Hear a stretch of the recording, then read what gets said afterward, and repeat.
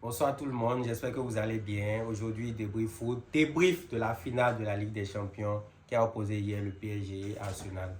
Nous avons assisté à une finale vraiment fermée. Moi, j'étais resté sur ma faim en termes de jeu.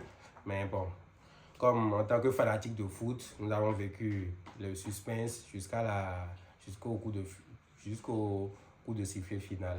On a vu un PSG vraiment dominant, comme nous l'avons prédit un peu plus tôt, qui a gardé le ballon, qui essaie de faire très mal sur les côtés, avec Dembélé et Kvaratskhelia, etc. Et un Arsenal qui a refusé carrément de jouer. En fait, c'est ce qui m'a étonné en fait. Arsenal vient jouer une finale de Ligue des Champions et refuse de jouer.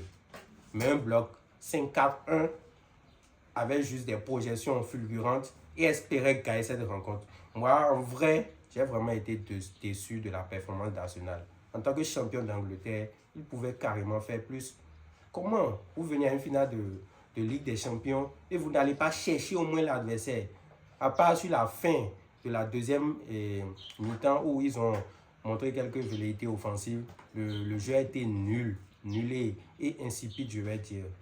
Vraiment, félicitations au PSG qui a vraiment imposé.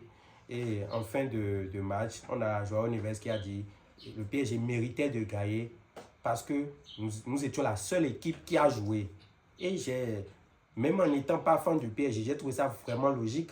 Je ne peux pas m'apprêter pour une finale de Ligue des Champions, venir sur le terrain devant tous mes fans et ne pas chercher à gagner la rencontre. C'est-à-dire défendre juste parce que j'ai ouvert le score. Mais non, le football perd et le football finit par punir des équipes comme ça. Je ne peux pas défendre 90 minutes face à une équipe comme le PSG. Une équipe qui au moins marque au moins un but chaque match. Mais je suis désolé.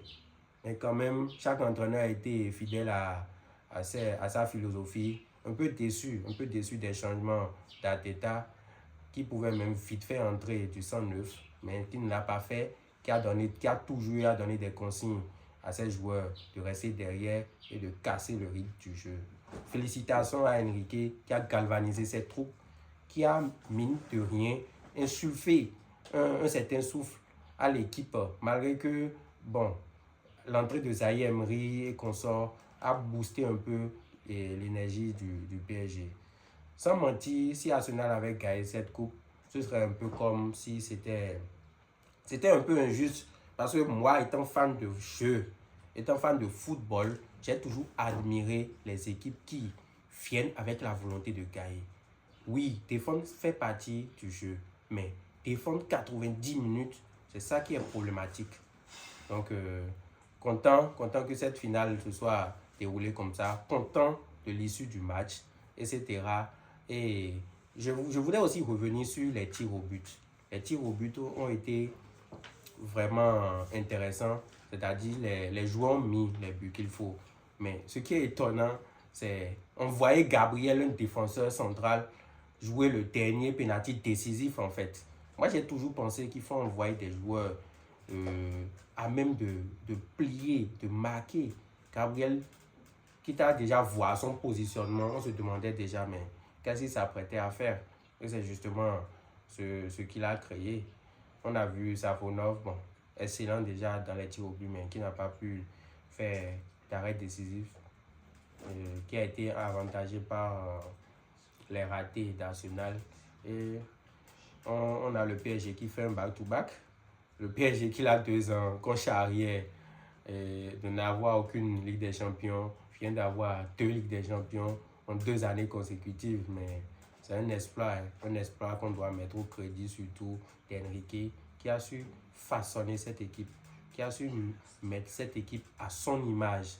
Surtout après avoir évincé Kylian Mbappé, il a une équipe qui joue pour lui et joue ensemble. On voit des joueurs engagés du début jusqu'à la fin.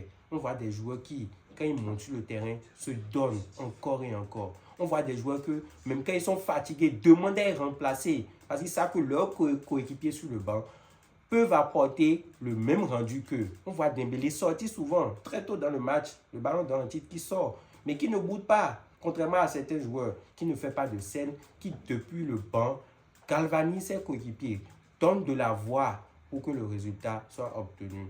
Je pense que le PSG est en train de donner une leçon de football. Une leçon de football qui nous apprend que le foot est d'abord un jeu collectif avant d'être un sport individuel. C'est-à-dire les 11 joueurs doivent être concernés. Les 11 joueurs doivent jouer main dans la main, doivent se seconder sur les actions, doivent se battre ensemble pour que le résultat soit bon. Vraiment, chapeau au PSG. Un PSG qui a toujours été moqué sur la scène européenne, qui a toujours été la risée des clubs européens. Aujourd'hui, qui s'assoit en grand, en maître sur le toit de l'Europe, vraiment, c'est vraiment à féliciter. Un grand crédit aussi à Luis Enrique. Je dois toujours le rappeler. Le travail colossal qu'a fait Luis Enrique. Le travail qu'il a fait est vraiment à souligner. J'espère qu'il aura une bonne prolongation de contrat et qu'il pourra encore pousser ce PSG vraiment loin. À ce rythme, je les vois carrément aller chercher une 3e consécutive.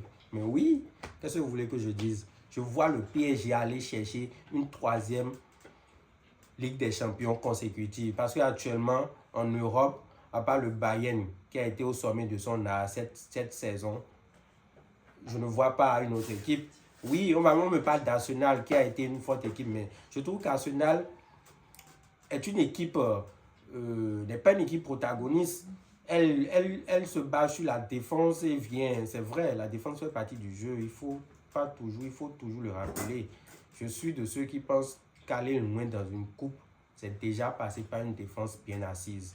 Mais ce n'est pas ça qui fera qu'on ne peut pas aller chercher son adversaire, qu'on ne peut pas aller chercher un résultat. Tu viens en finale de Coupe du Monde, tu dois être en mesure d'aller chercher un résultat.